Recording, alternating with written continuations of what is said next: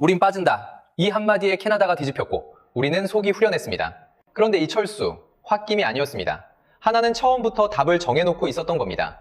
다들 속 시원한 손절에 취해 있는 사이 국내 기사 대부분은 이 얘기를 두 줄로 끝냈어요. 그래서 국내외 기사 19건과 캐나다 현지 CBC 원문까지 직접 교차 확인했습니다. 오늘 세 가지를 가져가세요. 한화가 공식 확인한 문장 하나, 멈춰선 돈의 행방, 그리고 당신 계좌가 지켜볼 신호. 그중 제일 이상한 장면 하나는 잠시 뒤에, 아니요, 그냥 지금 바로 보여드릴게요.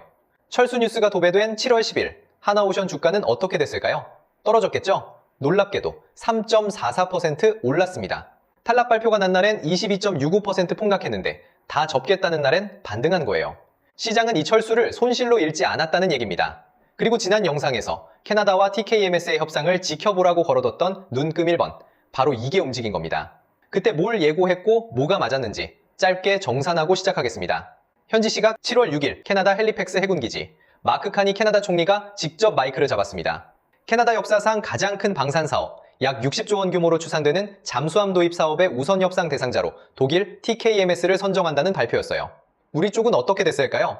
하나오션과 HD현대가 팀 코리아라는 이름으로 함께 뛰어들었는데 결과는 예비 후보. 캐나다가 TKMS와 협상하다 틀어지면 그때 다시 부르겠다는, 쉽게 말해 대기석입니다.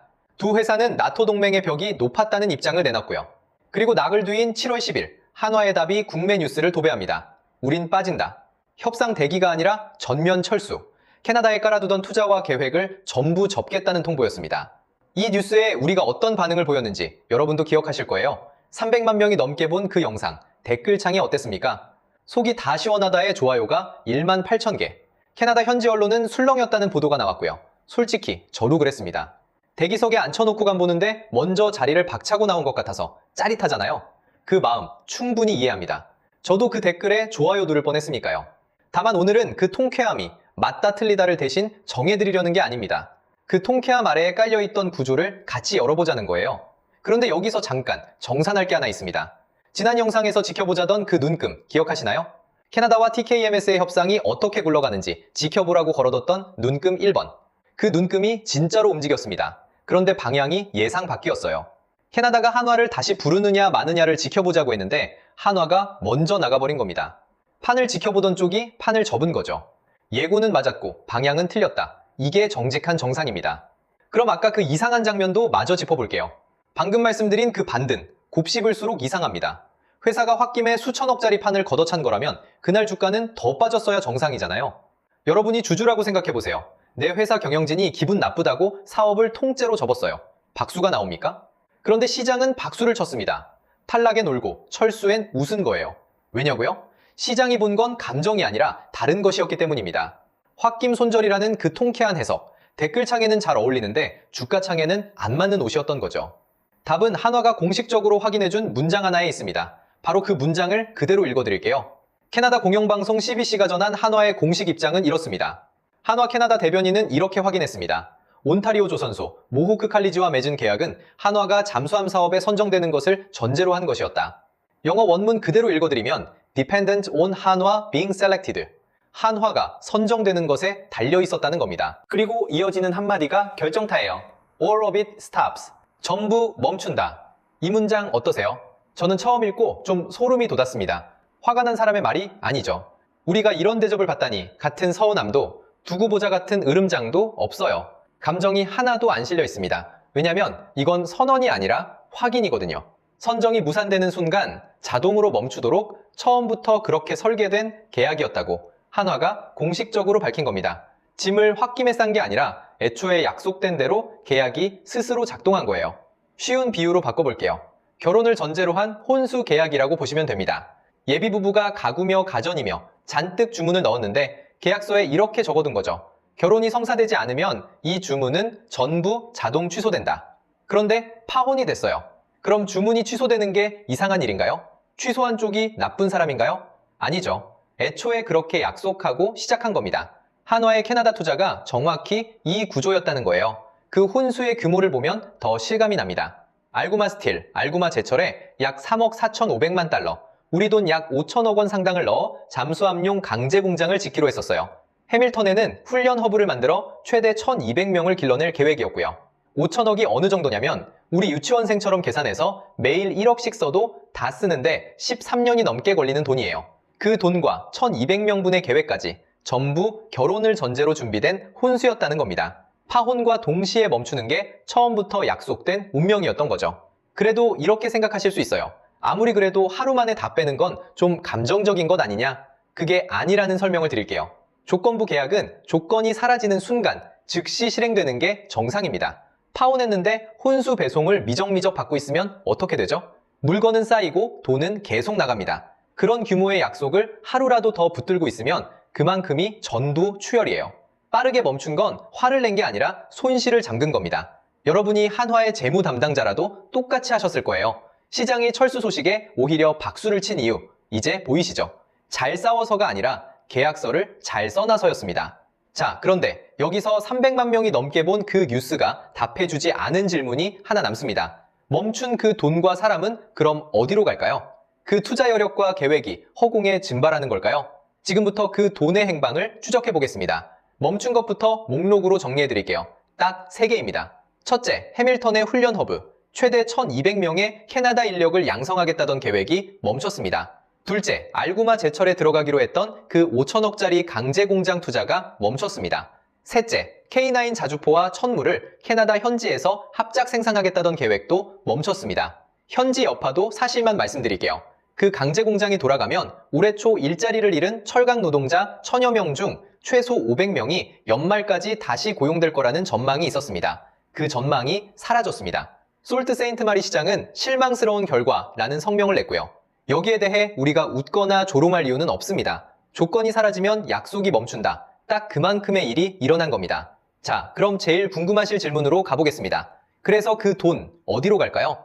이거 저만 궁금했던 게 아니에요. MBC 영상 댓글에 그래서 그 돈 어디로 가냐고 물은 댓글에 좋아요가 2,500개나 찍혔습니다. 2,500명이 손을 들고 물었는데 뉴스는 답을 안 해줬어요. 그 답을 지금 드릴게요. 단정부터 하나 걷어내겠습니다. 캐나다에서 뺀 돈이 그대로 미국으로 간다. 이렇게 말하면 시원하겠지만 그런 직접 근거는 없습니다. 정확하게는 이렇게 말해야 합니다. 한화의 조선 투자, 그 무게중심이 이미 미국에 가 있다. 어디냐? 미국 필라델피아의 필리 조선소입니다. 한화가 여기에 50억 달러, 우리 돈 약 7조 원을 투입하는 계획을 추진 중입니다. 목표가 뭐냐면 연간 건조 능력을 1.5척에서 20척으로 늘리는 거예요. 1.5척에서 20척, 10배가 넘는 확장입니다. 미국 조선업을 다시 일으키자는 이른바 마스가 협력, 그 흐름의 한복판에 필리조선소가 있고 회장 신년사에서도 필리조선소 중심 마스가는 온전히 한화가 책임진다고 못을 박았습니다. 캐나다 탈락 직후에 미국에선 러브콜이라는 보도까지 나왔고요. 그러니까 이 회사 입장에서 캐나다는 여러 갈래 길 중 하나였지 유일한 길이 아니었던 겁니다. 그런데 여기서 잠깐만요 하실 분 계실 거예요. 캐나다가 한화를 예비 후보로 남겨뒀다면서요? 그럼 아직 끝난 게 아닌 것 아니냐? 맞습니다. 그 주인은 지금도 살아있어요. 캐나다 총리가 직접 말했습니다. TKMS와 협상이 깨지면 한화오션과 협상을 시작하겠다고요. 그런데 이 문장 잘 보셔야 합니다. 이건 캐나다가 협상을 개시할 수 있는 권리지 한화가 응해야 할 의무가 아닙니다. 댓글에 어장관리 아니냐 하는 말이 있던데요. 정확한 직감이에요. 붙잡아두는 권리는 캐나다 손에 있지만 전화를 받을지 말지는 이미 짐을 싼 한화의 선택이라는 겁니다. 그리고 보너스로 팩트 하나만 더 얹을게요. 캐나다가 선택한 독일의 2일 ECD형 잠수함, 지금까지 실전 배치된 배가 몇 척일까요? 0척입니다. 아직 설계와 건조 단계라 인도된 배가 한 척도 없어요. 조롱이 아니라 데이터로 말씀드리는 겁니다. 캐나다의 선택에도 검증이라는 숙제가 남아있고 그래서 예비 후보라는 자리가 그냥 장식은 아니라는 뜻이죠. 멈춘 돈의 행방까지 봤습니다. 그럼 이 모든 게 여러분 계좌에는 무슨 뜻일까요? 먼저 지난 닷새 주가로 이 사건을 정산해 보겠습니다. 7월 6일 발표 기대감에 한화오션은 8.6% 올랐습니다. 다음 날인 7월 7일 새벽 탈락 소식이 전해지자 하루 만에 22.65% 폭락했죠. 7월 9일에는 고점 대비 32.3% 빠진 저점까지 밀렸습니다. 그런데 철수 뉴스가 온 나라에 도배된 7월 10일 주가는 어떻게 됐을까요? 놀랍게도 3.44% 올랐습니다. 철수를 발표했는데 주가가 오른다? 시장이 이 철수를 손실이 아니라 추가 출혈의 차단으로 읽었다는 해석이 나옵니다. 파혼이 확정됐는데 혼수 대금을 계속 붓고 있으면 그게 진짜 손실이라는 거죠. 그래서 여러분 계좌엔 무슨 뜻이냐? 3가지로 착지시켜 드릴게요. 첫째, 한화오션을 들고 계신 분. 이번에 확인된 건 이 회사가 조건부 설계 덕에 출혈을 제한하는 구조를 갖고 있다는 사실입니다. 탈락은 아팠지만 그 뒤에 돈이 줄줄 새는 구조는 아니었다는 거죠. 사라 팔아라는 제가 드릴 말이 아니고요. 보실 건 하나입니다. 특수선 수주잔고의 흐름. 증권가에서도 캐나다가 끝이 아니라는 톤이 나오는 만큼 캐나다가 빠져도 이 잔고가 견조하게 유지되는지를 확인하시면 됩니다.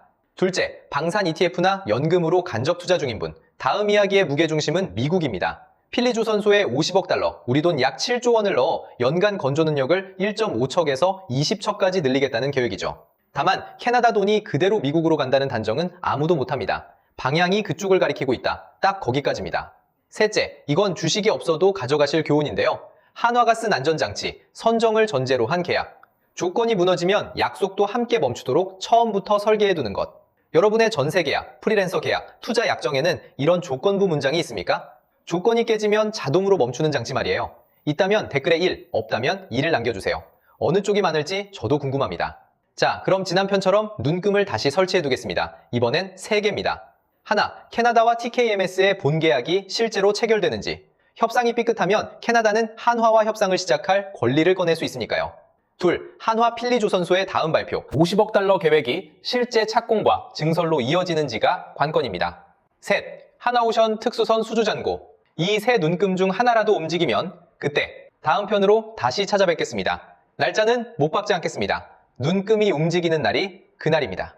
마지막으로 정리하겠습니다. 우린 빠진다는 선전포고가 아니라 처음부터 정해둔 약속을 소리내어 읽은 것뿐이었습니다. 감정은 뉴스가 팔았고 구조는 약속 안에 있었습니다. 다음에 어떤 철수 뉴스가 뜨면 이렇게 물어봐주세요. 홧김인가? 아니면 처음부터 그렇게 약속돼 있었나? 그 한 번의 질문이 여러분 계좌를 지킵니다. 오늘 내용은 특정 종목의 매수나 매도를 권유하는 것이 아니며 투자의 판단과 책임은 투자자 본인에게 있습니다. 다음 편에서 뵙겠습니다.